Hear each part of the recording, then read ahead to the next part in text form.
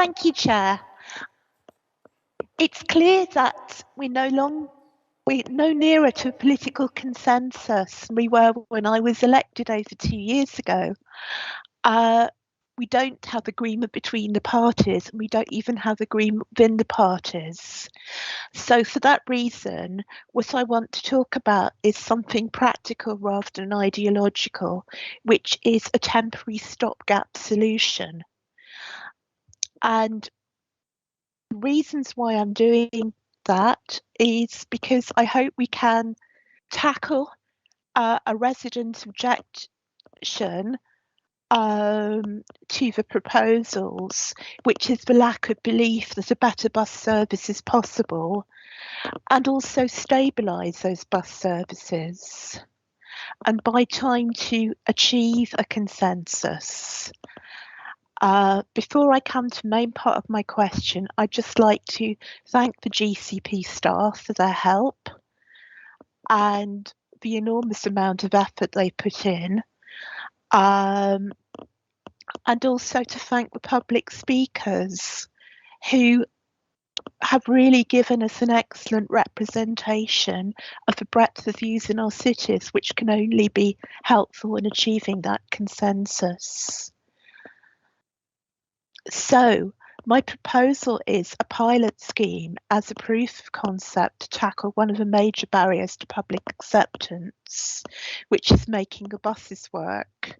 Will GCP consider funding orbital bus services, joining the Park and Rides, Addenbrooke's and other major employment centres and schools?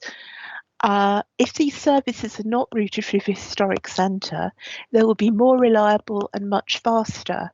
We don't pretend that they will be free from congestion, but the congestion problem, which is such a barrier to public confidence, will be much less. Also, will GCP ask the combined authority to consider funding these bus services by a council tax precept? This also provides an opportunity to test this option, either as a short-term bridge while government permission is sought for a working place levy, or perhaps as a longer-term solution. If I have time, I'd just like to say a word about about the 1A proposals and say that I don't think residents have had a chance to consider these complex proposals properly, and we haven't even seen the proposed revised bus services that would accompany them and won't until December. So I would also ask the board whether they are closing the door on option 1A too early. Thank you.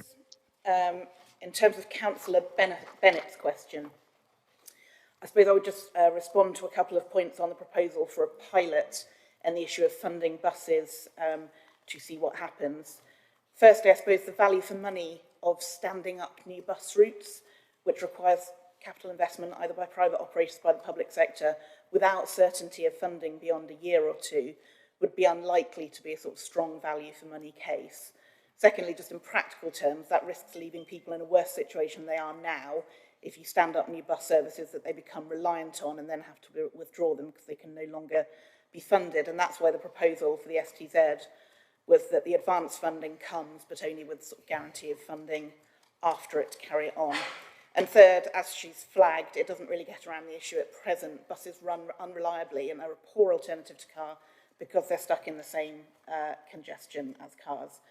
I won't comment on behalf of the CPCA. I'll just flag that the mayoral council tax precept